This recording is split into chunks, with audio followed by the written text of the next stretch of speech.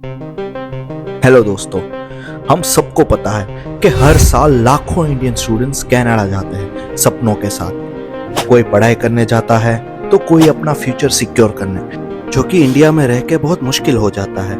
लेकिन ground reality अक्सर अलग निकलती है दोस्तों। कभी कभी जॉब्स पाना बहुत मुश्किल हो जाता है, तो कभी कभी रेंट और एकोमोडेशंस की प्रॉब्लम निकल के आती है और बहुत सारा कंपटीशन बढ़ गया है। मुझे पता है जो जेन्युइनली कनाडा जाना चाहते हैं उनके मन में बहुत सारे क्वेश्चंस आ रहे होंगे। प्रोफेशनल्स के लिए भी सवाल वही है कि क्या इतना पैसा खर्च करने के बाद और बहुत सारा स्ट्रगल करने के बाद भी क्या 2026 में कनाडा जाना वर्थ रहेगा, या इंडिया में भी बेटर अपॉर्चुनिटीज मिल सकती है। फ्रैंकली स्पीकिंग दोस्तों, इस क्वेश्चन का आंसर देना इतना सीधा नहीं है और इतना ईजी भी नहीं है, क्योंकि सबके मन में अलग अलग डाउट्स होते हैं। बट हम सारे फैक्ट्स चेक करेंगे ताकि आप सही रास्ता चूज कर सको, और मैं कुछ मोस्ट कॉमन प्रॉब्लम्स के सॉल्यूशन भी दूंगा अपने नेक्स्ट कुछ वीडियोस में। तो चलिए फ्रेंड्स, मेरा ये फर्स्ट एवर यूट्यूब वीडियो शुरू करते हैं और अपने मेन क्वेश्चन का आंसर ढूंढने की कोशिश करते हैं। क्या कनाडा जाना 2026 में वर्थ इट है?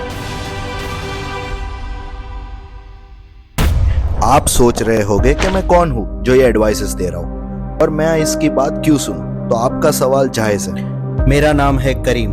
मैंने इंडिया में अपनी स्टडीज की और स्ट्रगल भी की। फिर कनाडा गया हॉस्पिटैलिटी मैनेजमेंट पढ़ने।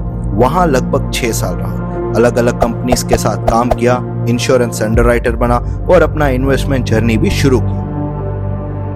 अनफॉर्चुनेटली मुझे इंडिया वापस आना पड़ा, लेकिन इस सफर ने मुझे दोनों वर्ल्ड्स, इंडिया और कनाडा, क्लोजली देखने का मौका दिया। और इसी वजह से मैं आपको जेन्युइन एडवाइस दे सकता हूँ, ताकि जो गलतियां मैंने की वो आप रिपीट ना करो। ऑनेस्टली मुझे कनाडा का सिस्टम और लाइफस्टाइल ज्यादा पसंद आया, लेकिन इंडिया का अपना एक अलग ही फ्लेवर है और इन दोनों के बीच का डिफरेंस ही मैं आपको दिखाना चाहता हूँ। मैंने कनाडा में बहुत सारे प्रॉब्लम्स फेस किए हैं, बहुत सारा स्ट्रगल देखा है। तो जेन्युइनली जो लोग कनाडा जाना चाहते हैं और उनके मन में बहुत सारे क्वेश्चंस है जिसके वो आंसर ढूंढना चाहते हैं, बस वो लोग ही वीडियो में बने रहिए। बाकी सारे लोग जो टाइम पास के लिए वीडियो देख रहे हैं वो अभी इसको छोड़ दें। अब चलिए सीधा सवाल पे आते हैं, क्या 2026 में कनाडा जाना वर्थ रहेगा? इस क्वेश्चन का आंसर देने से पहले कनाडा के कुछ बेनिफिट समझते हैं। देखो, कनाडा की एक सबसे बड़ी खासियत यह है कि अगर आपने ज़्यादा स्टडीज़ नहीं भी की है तब भी आपको प्रोफेशनल करियर्स में जॉब्स मिल सकती है। फॉर एग्जांपल, इंश्योरेंस या फाइनेंशियल सेक्टर में जॉब्स लेना। ये इंडस्ट्री सिर्फ ग्रेजुएट्स या मास्टर स्टूडेंट्स के लिए रेस्ट्रिक्टेड नहीं है। अगर आप थोड़ा सा स्किल डेवलप करते हो, राइट एग्जाम्स क्लियर करते हो, तो आप एंट्री लेवल से लेकर प्रोफेशनल करियर बना सकते हो। मैं खुद इसका लाइव एग्जाम्पल हूँ। मैंने हॉस्पिटैलिटी बैकग्राउंड के बाद भी इंश्योरेंस बैकग्राउंड तक का सफर किया। मतलब जो अपॉर्चुनिटीज आपको मिलती है वो आपकी डिग्री से ज्यादा आपके डेडिकेशन पे डिपेंड करती है। और इसी वजह से कनाडा को सिर्फ एक स्टडी डेस्टिनेशन की तरह मत देखो। ये एक जगह है जहां आप अपना करियर डाइवर्सिफाई कर सकते हो। ये तो बात हुई कनाडा की। अब बात करते हैं इंडिया की, ताकि आप लोग कनाडा और इंडिया को साइड बाय साइड कंपेयर कर सको। देखो, इंडिया की अपनी एक अलग स्ट्रेंथ है। यहाँ अपॉर्चुनिटीज बहुत है, लेकिन सिर्फ उन लोगों के लिए जो एग्जाम क्रैक करके कंपटीशन को बीट कर सकते हैं। चाहे इंजीनियरिंग हो, यूपीएससी, मेडिकल या फाइनेंस, हर जगह लाखों स्टूडेंट्स लाइन में होते हैं। मतलब यहाँ सिर्फ सर्वाइवल ऑफ द फिटेस्ट का रूल चलता है। कंपेयर करो कनाडा से, वहाँ पॉपुलेशन कम होने की वजह से एक एवरेज स्टूडेंट के लिए भी प्रोफेशनल करियर में एंट्री लेना रिलेटिवली इजी होता है। चाहे वो इंश्योरेंस हो, फाइनेंस हो, हॉस्पिटैलिटी हो, सब एक चांस देते हैं, भले आप एक्स्ट्रा ऑर्डिनरी ना हो। हाँ, ये बात सही है कि अभी कनाडा में जॉब्स की थोड़ी प्रॉब्लम चल रही है, बट ये हमेशा के लिए तो नहीं रहने वाला। आगे जाके इकोनॉमी और स्ट्रांग होगी और जॉब्स होगी, विच मीन्स कि बेटर अपॉर्चुनिटीज क्रिएट होगी।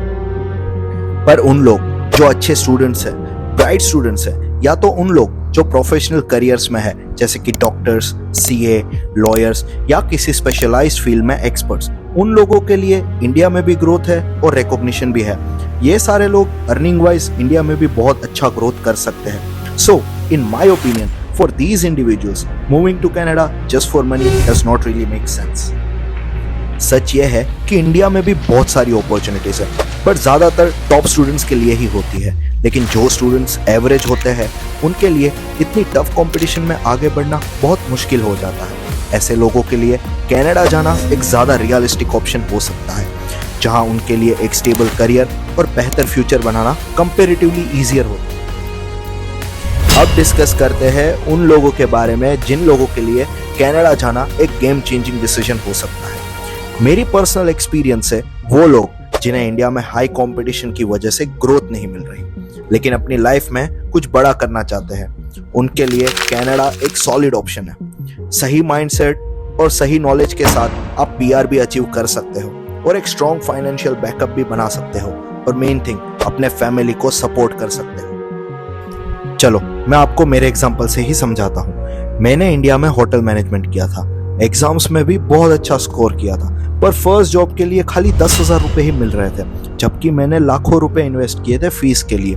और इंडिया में होटल इंडस्ट्री की जो वर्किंग कंडीशन है उसके बारे में सबको ही पता है। मेरे लिए कनाडा जाना एक स्मार्ट मूव था। पीआर टाइम पे नहीं मिला, लेकिन इतना अर्न कर लिया कि फाइनेंशियली सिक्योर हो गया। बस यही फर्क है, इंडिया में कभी एजुकेशन और मेहनत के बावजूद भी रिटर्न बहुत कम मिलता है, लेकिन कनाडा में फेयर चांस मिलता है। और हाँ, एक और चीज, कनाडा उन्हीं के लिए है जो स्ट्रगल अच्छे से हैंडल कर सकते हैं।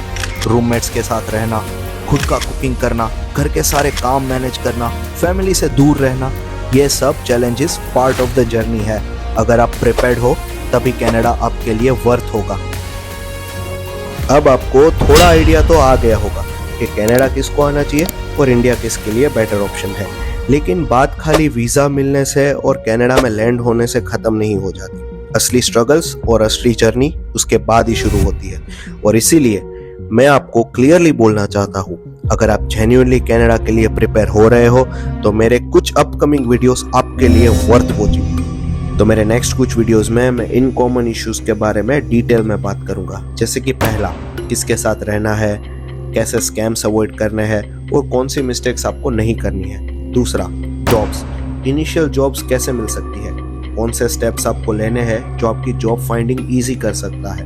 तीसरा, इन्वेस्टमेंट, कैसे इन्वेस्टिंग करना है और कैसे अपने पैसों को ग्रो करना है और कैसे फाइनेंशियल फ्रीडम अचीव करनी है। चौथा, पैसिव इनकम।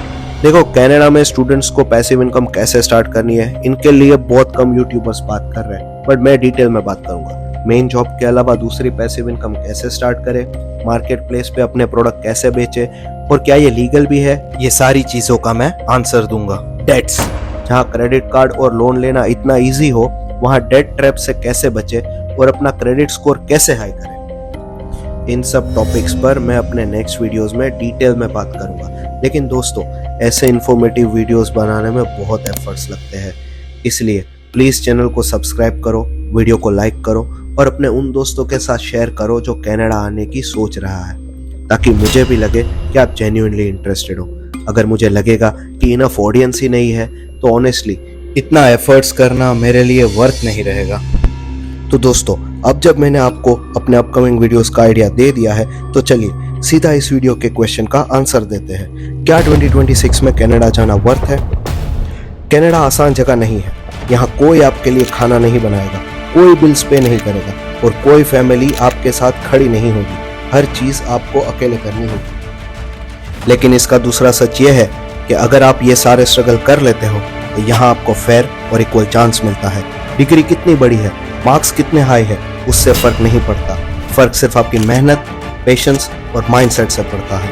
जहाँ इंडिया में टॉप 5 to 10% स्टूडेंट को ही बड़ी अपॉर्चुनिटीज मिलती है, वही कनाडा एवरेज स्टूडेंट को भी एक मौका देता है प्रोफेशनल करियर बनाने का, पैसा कमाने का और अपनी फैमिली को फाइनेंशियली सपोर्ट करने का। तो आखिर में दोस्तों, सवाल ये नहीं है कि कनाडा वर्थ है या नहीं, सवाल ये है कि क्या आप रेडी हो उस स्ट्रगल के लिए जो कनाडा मांगता है। और अगर आपका जवाब हाँ है तो बिलीव मी, कनाडा आपकी जिंदगी बदल सकता है। तो दोस्तों, ये मेरा पहला YouTube वीडियो है। अगर आपको ये वीडियो हेल्पफुल लगा तो प्लीज लाइक करो और सब्सक्राइब करो। मुझे तभी समझ आएगा कि कितने लोगों को जेन्युइनली ऐसे वीडियोस की नीड है। मेरा मिशन सिंपल है, एक कम्युनिटी बनाना जहां मैं अपने एक्सपीरियंसेस शेयर करके आपको ग्रो करने में मदद करूं और आपके डाउट्स क्लियर करूं। नीचे कमेंट्स में अपने क्वेश्चंस जरूर लिखो ताकि मैं उन्हें फ्यूचर वीडियोस में कवर कर सकूं।